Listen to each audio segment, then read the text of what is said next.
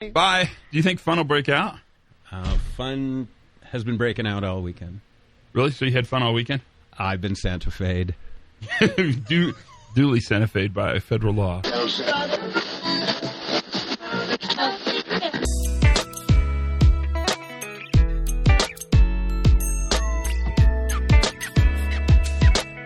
Hi, everybody, and welcome to the Pre-Accident Podcast. I am your host for today, Todd Conklin. Skipped it there I forgot my name for a second, but now I'm back with you. How are you? How's things going? Good? You know, it just shocks me that we're rolling to the end of another year. You explain to me how this happens, then we'll both know, and that way we'll be set up. So today is a great day for a podcast. I think you'll see. There's a bunch of really cool ones coming. I told you this is a good year. Did I not tell you that? I told you. I warned you.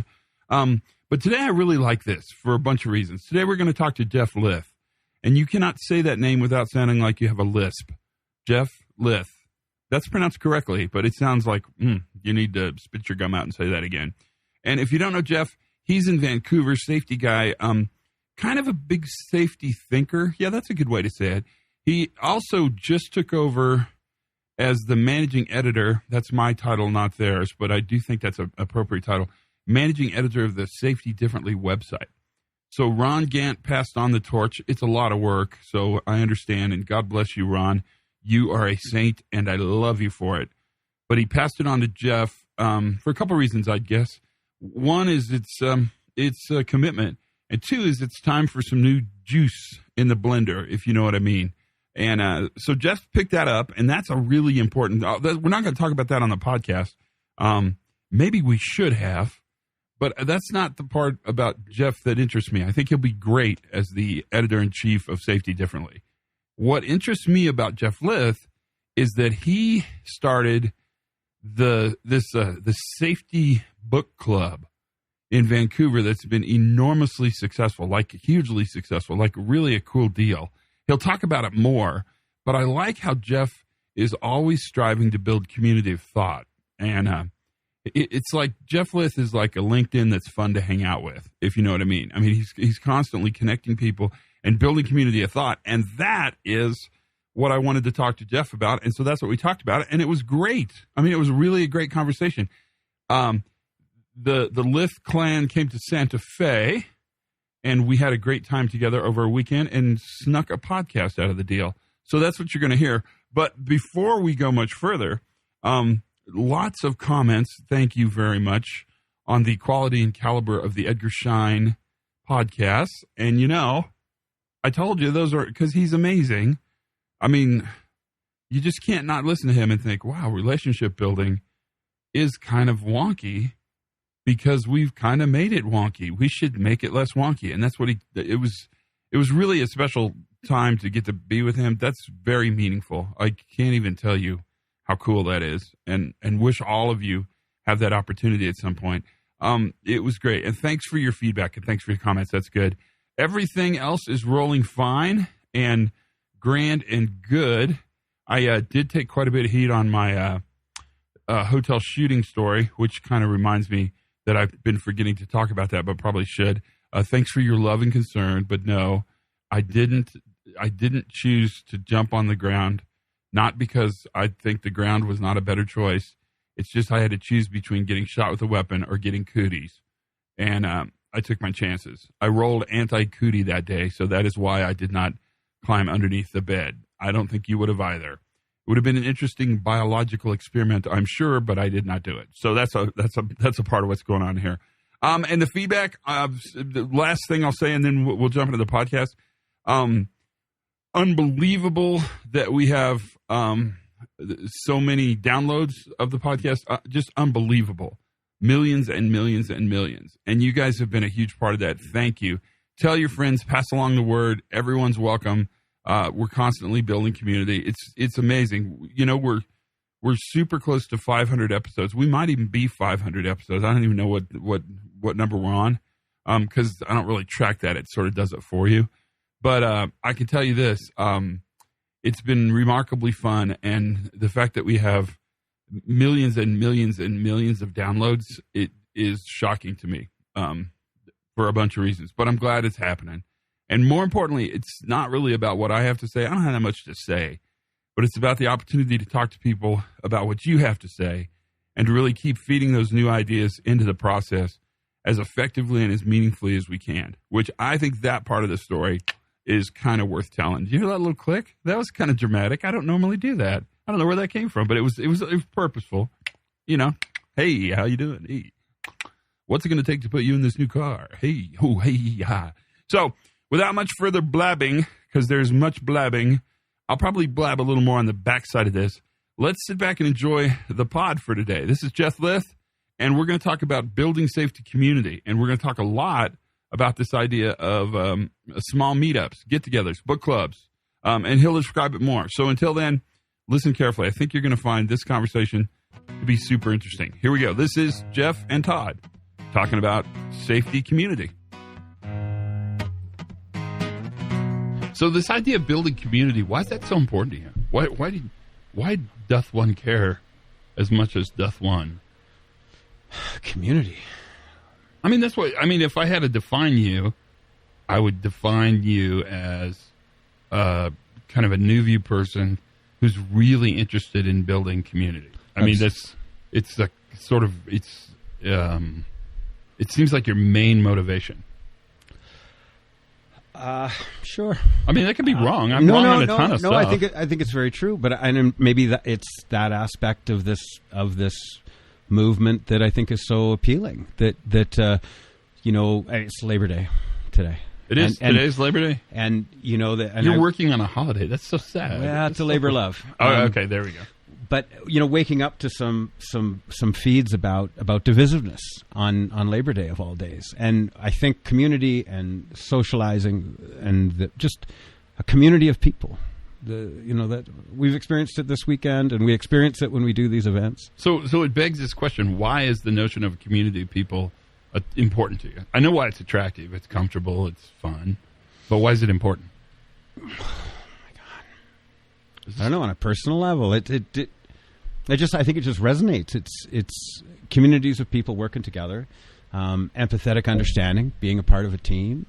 I think it evokes things in us that is it's really powerful. So we're better together. But together. I mean, so the question I'd ask is, one of the things you started was, what do you call it? The Safety Differently Book Club? We're a drinking club with a safety problem. Right. Yeah. Okay. That's a really great description. That's been very successful for you. What's it done? First of all, why has it been successful? Well, that's another one of those pieces of what we hope to sort of make more cohesive in fall. What we had to do in 2014 was build community where one didn't exist, and it was about getting that socializing. It was getting people in the room, getting people together, like-minded people who wanted to come and share and be a part of something, a collective, and have people to talk to about these ideas with, and so, put it all together. And so, how did you envision it? You just picked a place and invited people? Yeah, we did a couple of just dinner party sort of things, and then as things got busier. How many did you get for the first one? Was it tiny? Yeah, I think we were six of us, maybe. Well, 6 seems actually even larger than I imagined. How big are you now? Well, it's an informal group, right? We put out, depending on what we're doing. We've done pub nights and larger events, but I think we might. A few things we want to do is, I don't know if franchise is the right word, but we want to support people in different cities around the planet to do something similar. So what's that look like? Because I think that's really appealing. The idea of franchising the Safety Differently Book Club idea is really interesting. And I don't think you mean franchising Send us your money. In the notion of like if you owned your own Chick-fil-A, you'd have to pay a franchise fee, right? Right. I think I'm on purpose. Not that. Right? It's more like getting other communities to build these little communities of thought, these book clubs. Right. It's profoundly simple. So just give me the recipe, baby. It's just 7 natural spices and herbs. 2 all beef patties, special sauce, lettuce, cheese, pickles, onions on a sesame seed bun.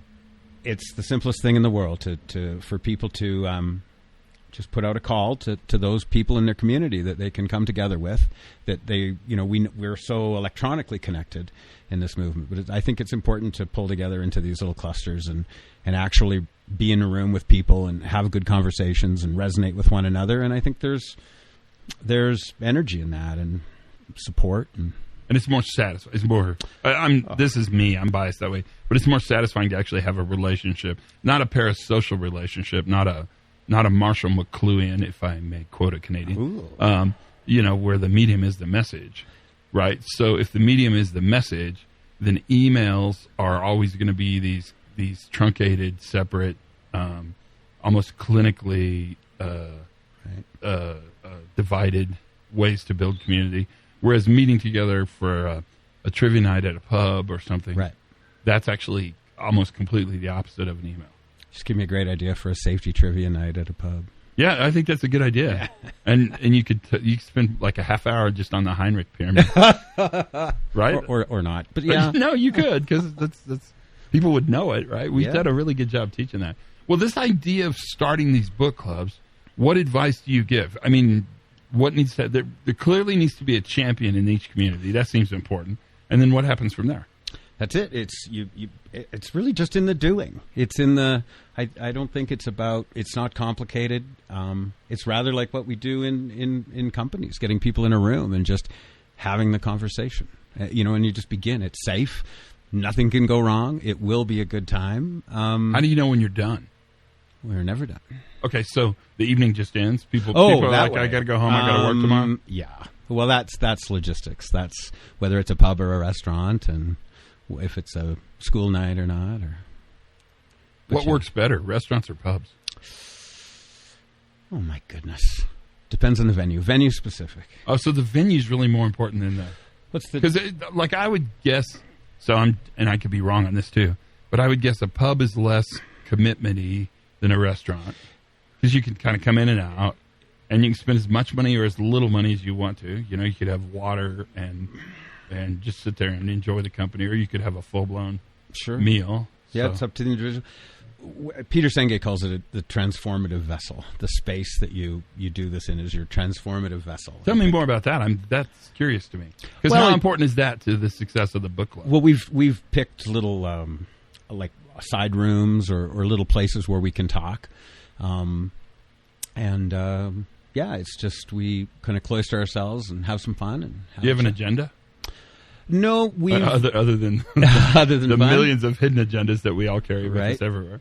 Other than have as much fun as you possibly can. That's right, and learn something new every single day. There you go. That's now the subtitle. But there's not like a schedule, don't. So we did a series of meetings with the CSSE in Vancouver where we chose papers to discuss. Right. How'd that work? It was good. It was very good. And our transformative vessel there in a quite a large meeting room was just to pull us all into a circle. And then, this is a space where the conventional meetings were podium style, lecture style, everybody sitting at round tables. And we had everybody just drag their chairs into a big circle. And beautiful things happen. We had the basis of a paper to guide us, but the conversation went off in different directions. There was a lot of students present. We really encourage students in OH&S programs to come out. Yeah, that seems brilliant. They had a voice in that circle. And in the classic setup, they're maybe more quiet, more reserved. So lots of great things happen. That's such a cool idea. Is it a lot of work for you? No, not at all. So it's not a big giant commitment. No, like for instance, having a podcast.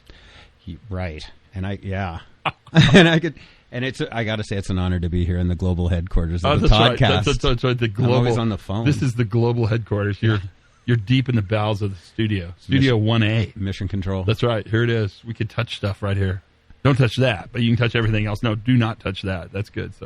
So it's not a ton of work. Easy. It's easy.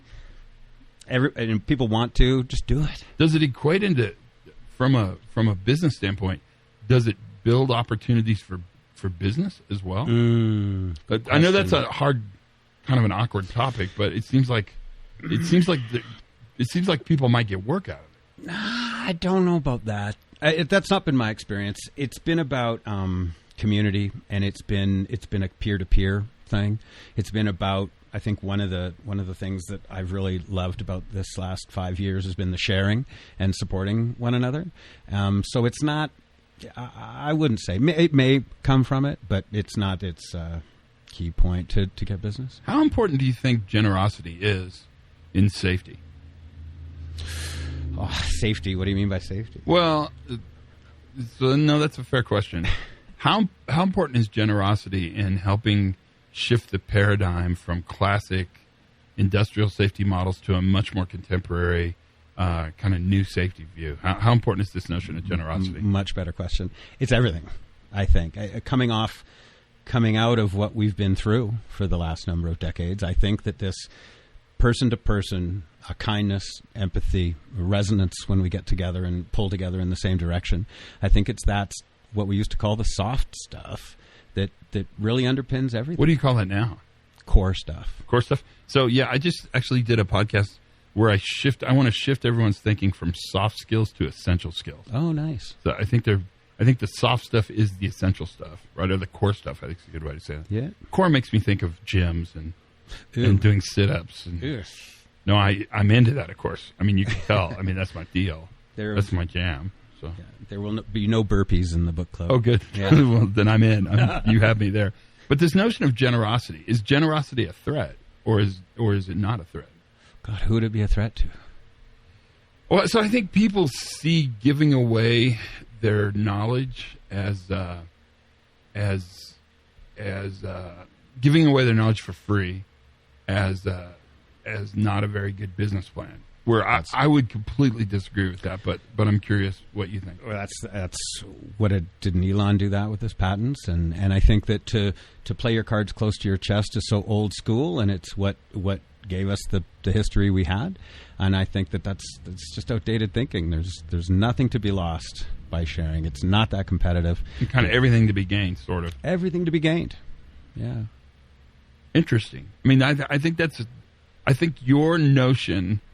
And the fact that you've sort of made your identity, at least in your part of the world, as a community builder is actually, I think, that's quite a nice thing to be. I mean, you're in a really interesting place. It's been awesome.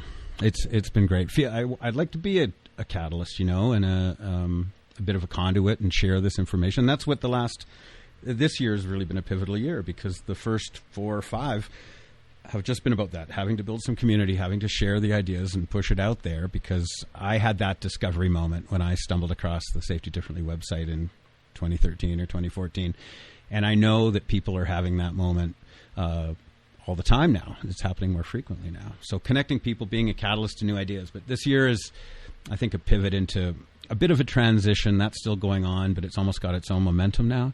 So pivoting into practice, really going deep into organizations and practice. So is that a pretty good lesson for us to learn, that when you move into this as a practice, it really starts the first several years, first couple of years are really in creating a network and building community.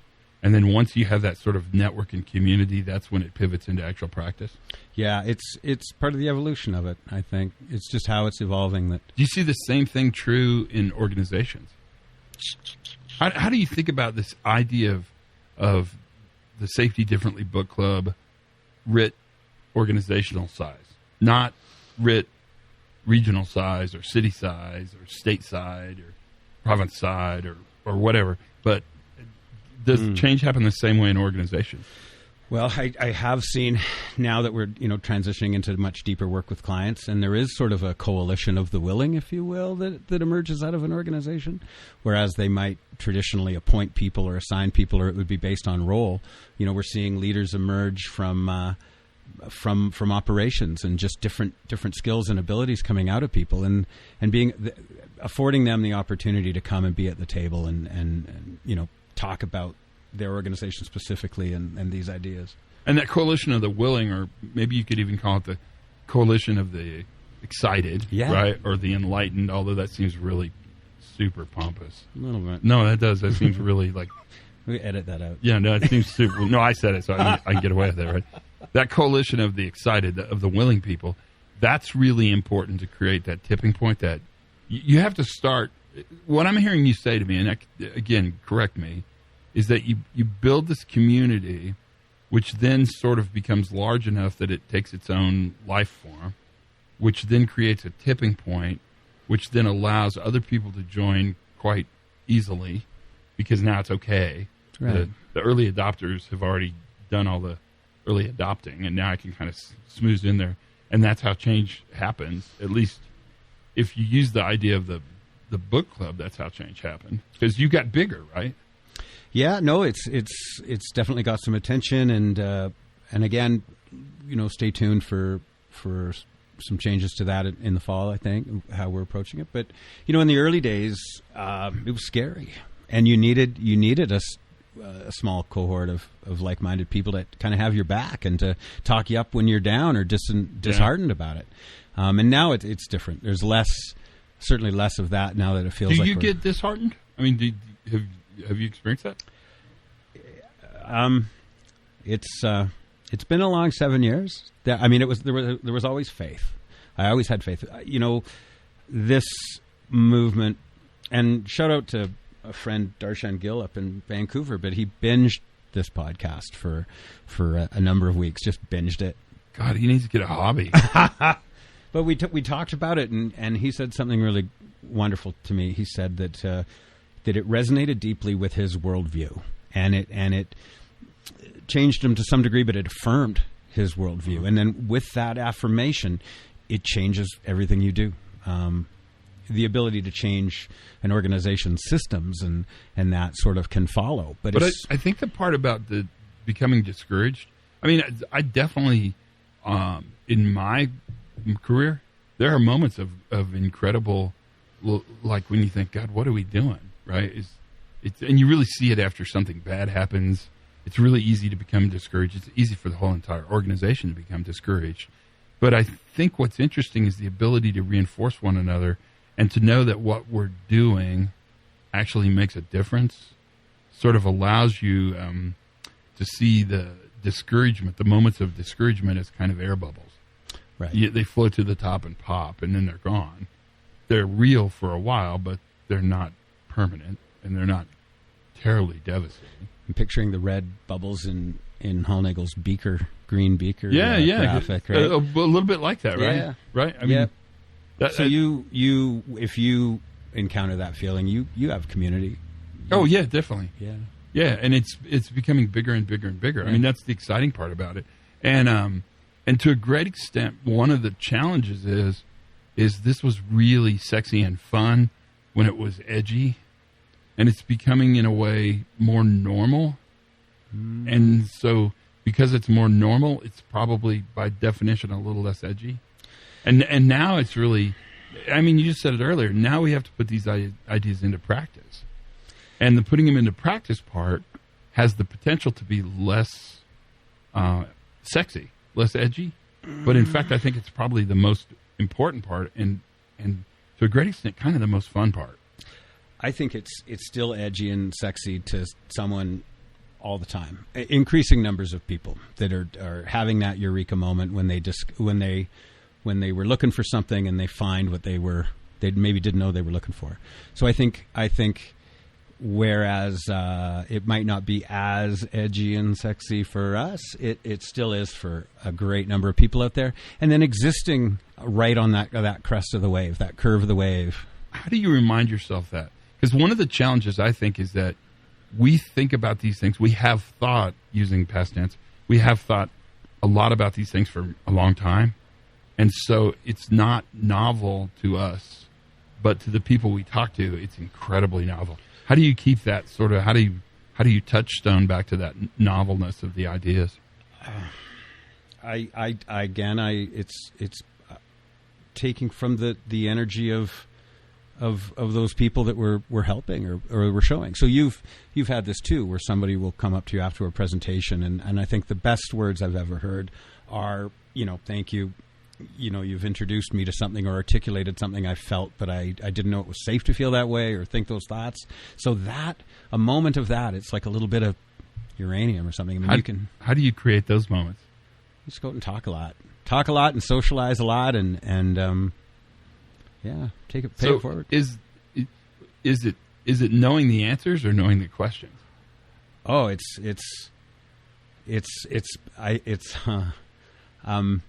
I don't think it's not about knowing the answers. I think it's about being comfortable in a state of not knowing, because you're eternally curious, and that any collective we is more intelligent than any given me.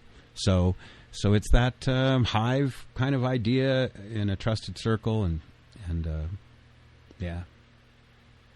Nice job. Thanks, man. Did we miss anything? Anything we need to put in? No. Would you mind singing the national anthem? Oh, Canada. No, we're not doing this. We're not doing it? Really? No, I'm sorry, brother. Tell me something about hockey then, and we'll be done. Go Canucks. Go Canucks. So let me ask you a really deep hockey question from my worldview. Okay. Why is there 3 periods? Hockey always seems like it's 1 period too long to me. Ouch. Like if they cut the middle period or something.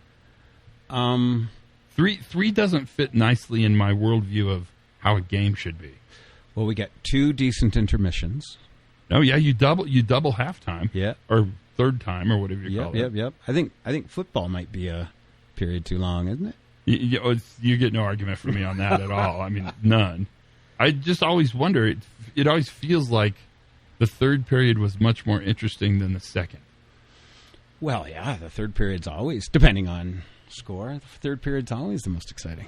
So why do you have the second? Because you got to have a second in order to have a third, don't you? Okay, so it's classic linear, sort of Newtonian.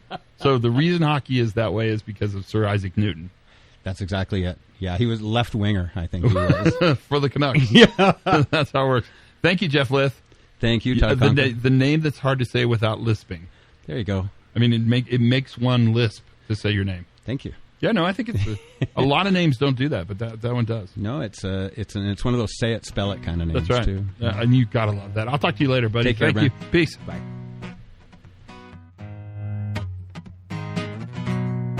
That's conversation with Jeff. Sorry, I didn't realize I was going to use the Lyth joke twice. I mean, it's not really a joke. It's kind of how it happens. But I got it in there twice, so that's worth it. I'm sorry we didn't get the national anthem sung. Darn it. Maybe next time. But mostly what I hope is you enjoyed the opportunity to have that conversation. I love how he coins it, a drinking group with a safety problem. I think that's worth noting if you're thinking about starting a book club in your town.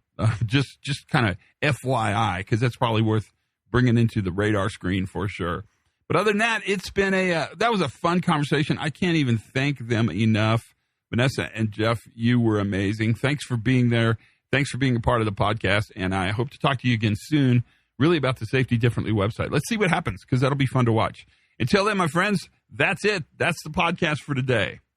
Have as much fun as you possibly can. Learn something new every single day, and for goodness sakes, y'all, be safe.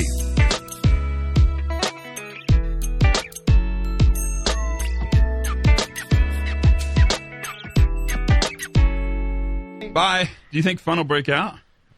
Fun has been breaking out all weekend. Really? So you had fun all weekend? I've been Santa Fe'd. Duly Santa Fe'd by federal law.